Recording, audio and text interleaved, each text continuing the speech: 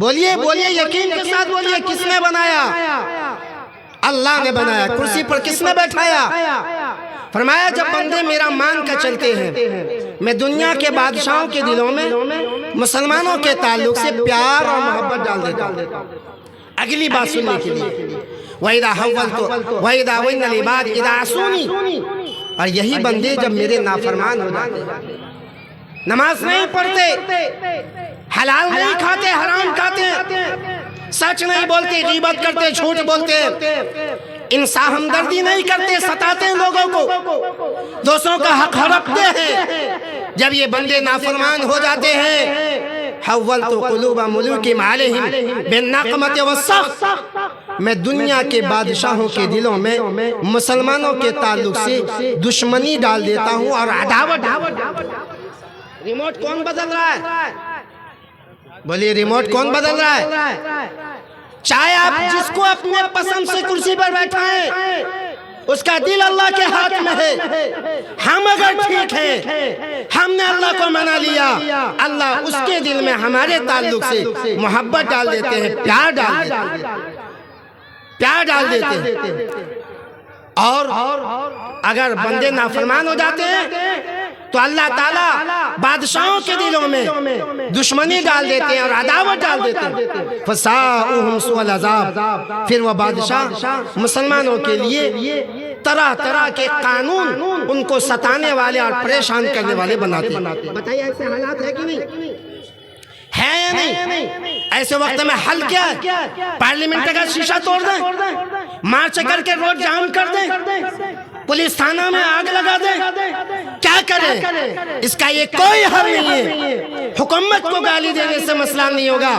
اللہ صاحب فرماتے ہیں فَلَا تُشْغِلُوا أَنفُسَكُمْ بِالدُّعَاءِ عَلَيْهِمْ، ایسے وقت میں مسئلے کو حل کرنے کے لیے حکومت پہ بیٹھے لوگوں کو برا بھلا مت کہو۔ یہ میں حدیث کا ترجمہ سنا رہا ہوں۔ فَلَا تُشْغِلُوا أَنفُسَكُمْ بِالدُّعَاءِ عَلَيْهِمْ، ان کو بددعا مت دو، ان کو برا بھلا مت کہو، غلطی ان کی نہیں ہے۔ وَلَكِنْ اِشْغِلُوا أَنفُسَكُمْ بِالتَّضَرُّعِ وَالدُّعَاءِ، بندو تم میرا مان کر نہیں چلے، تم نے مجھے ناراض کیا ہے، اس لیے دنیا کے چینل پر ہم نے تمہارے خلاف منظر چلایا ہے، تمہارے خلاف قانون بنوا رہے ہیں، اوقاف کا قانون ہو، مسلم پرسنل لا کا قانون ہو، مدارس اور مکاتب کے تعلق سے قانون ہو، ملی اور آئینی قانون ہو، ہم تمہارے خلاف قانون بنا رہے ہیں، ہم نے بنوایا ہے، لہذا ریموٹ میرے ہاتھ میں ہے، تم نے مجھے ناراض کیا، اس لیے میں نے یہ قانون بنایا ہے۔ اشغلوا انفسکم بالتضرع والدعاء، میرے در پر آ جاؤ، مجھے منا لو، میرے سامنے رو لو، میرے پاس گڑگڑا لو، آنسو کے قطرے بہا لو، میرے جلالیت کی قسم تیرے آنکھ سے گرنے والے آنسو کا قطرہ زمین پر نہیں گرے گا، میں دنیا کے منظر کو میں تمہارے موافق۔ بے شک غلطی کہیں اور ہے، ٹھیک کہیں اور کر رہے ہیں۔ غلطی یہ کہ ہم نے غلط کیا، ہم نے رب کو ناراض کیا، اس لیے اللہ دنیا میں یہ حالات لا رہے ہیں۔ اچھا اس کا مقصد کیا ہے یا اللہ؟ آخر اس کے پیچھے مقصد کیا ہے؟ کیوں یہ حالات لا رہے ہیں؟ تو اس کو بھی میں مثال سے سمجھاتا ہوں، میری عادت یہ مثال سے سمجھانے کی۔ ایک نوجوان شراب پی کے راستے میں دھوتے، پولیس کی گاڑی آئی، پولیس نکلا، ہاتھ میں ڈنڈا لے کے اس نوجوان کو مارنا شروع کرتے، مارتے نا بھائی۔ اچھا جس وقت پولیس مارتی ہے تو اس وقت وہ دیکھتی ہے کہ کہاں لگتا ہے، نہیں کہیں بھی لگے، مار سالے کو مار، وہ بولتا ہے، گالی بولتا ہے اور مارتا ہے، چاہے کچھ ہو جائے، اس کو کوئی درد، کوئی تکلیف، کوئی احساس نہیں، اس کا مقصد سزا دینا۔ لیکن ایک بیٹا ہے، بیٹا شریف تھا، نشہ نہیں کرتا تھا، غلط ماحول میں ہونے کی وجہ سے وہ بیٹا جو ہے نشہ کرنے لگا، باپ کو پتہ چلا تو باپ نے بیٹے کو پہلے سمجھایا، دیکھ بیٹا نشہ کرنا اچھی بات نہیں ہے، یہ بری بات ہے، صحت خراب ہوگی، دماغ خراب ہوگا، معاشرے میں تم بدنام ہو جاؤ گے، یہ گناہ کا کام ہے، چھوڑ دو۔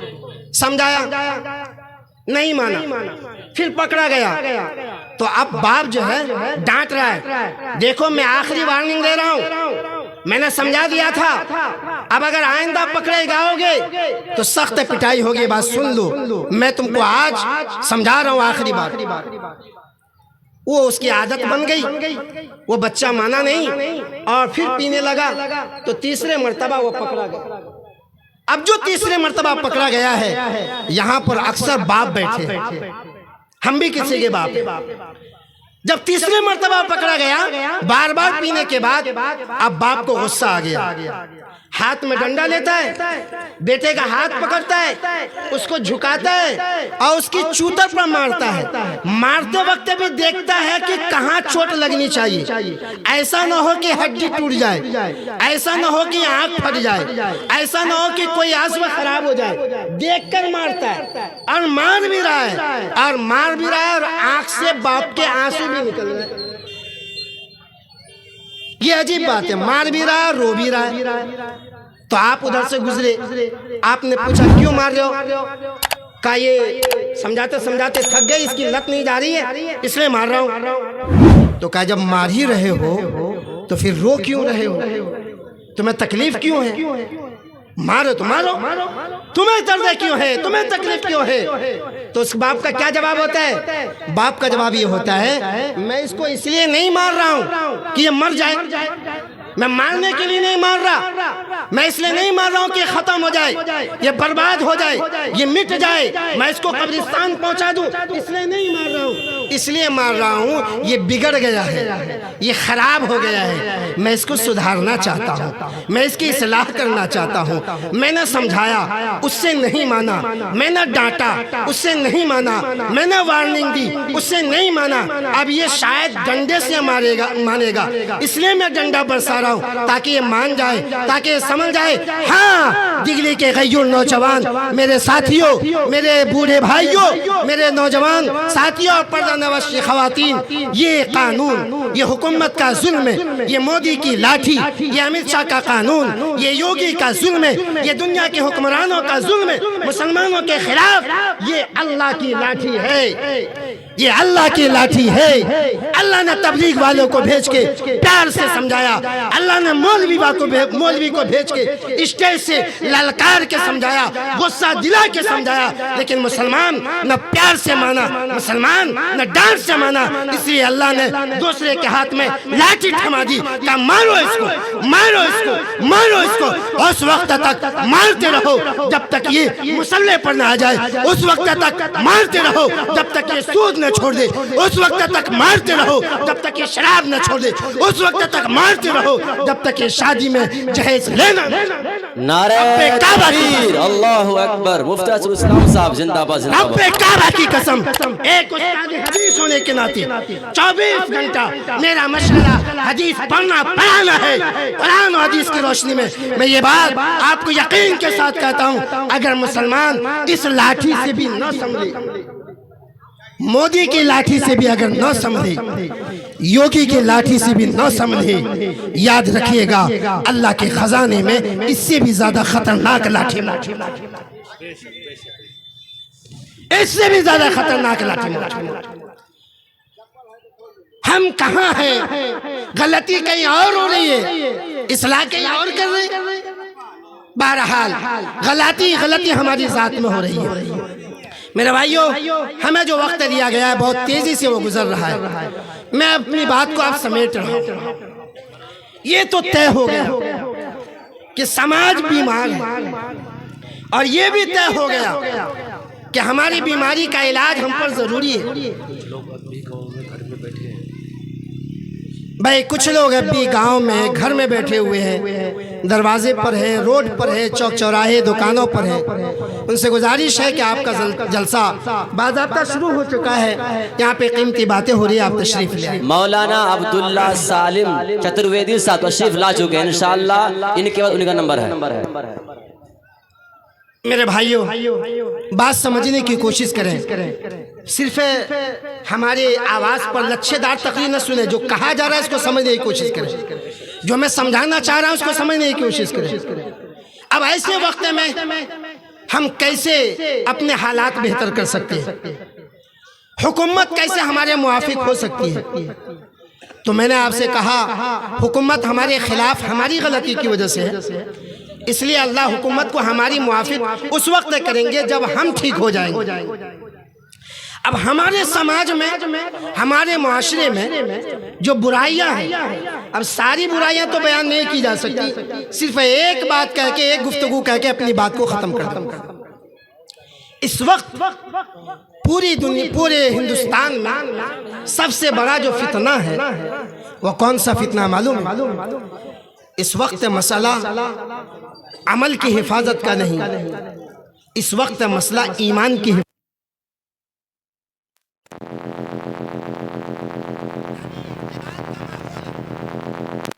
مسلمان بچی اور بچیاں اور لڑکے آئے دن مرتد ہو رہے ہیں۔ مرتد ہونے کا مطلب کافر ہو رہے ہیں۔ باپ کے جیتے جی اس کی بیٹی غیر مسلم کے ہاتھ بھاگ کر کافر ہو رہی ہے۔ یہ ارتداد کا زمانہ ہے، اور اس کی پیشن گوئی حضور صلی اللہ علیہ وسلم نے فرما دیا تھا۔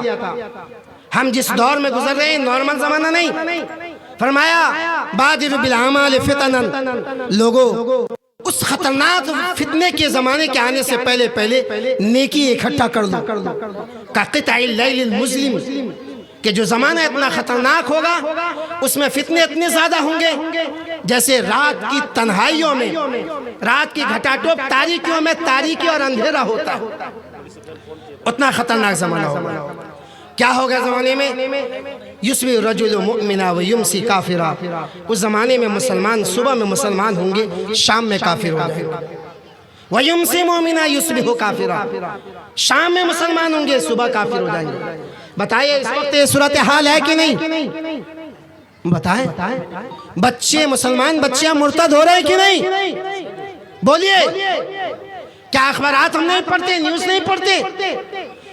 اسکول کالج میں فلاں جگہ پڑھنے والی لڑکی غیر مسلم کے ساتھ بھاگ گئی، ہزاروں نہیں لاکھوں کی تعداد ہے، کئی لاکھ تعداد پہنچ چکی ہے کہ اہل ایمان کے گھر سے ایمان والی بچیاں غیروں کے ہاتھ بھاگ کر مرتد ہو گئی ہیں۔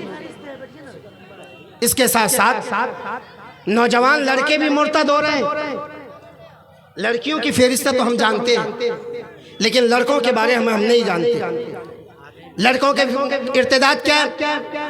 مرتد ہونا صرف یہ نہیں ہے کہ مندر میں جا کے گھنٹا بجائے، ماتھے پہ قشقہ لگائے، ہاتھ میں راکھی باندھے، بت کو سجدہ کرے، یہ صرف مرتد ہونا نہیں ہے۔ اگر عقیدہ خراب ہو گیا، ذہن خراب ہو گیا تو ایمان سے انسان نکل جاتا ہے۔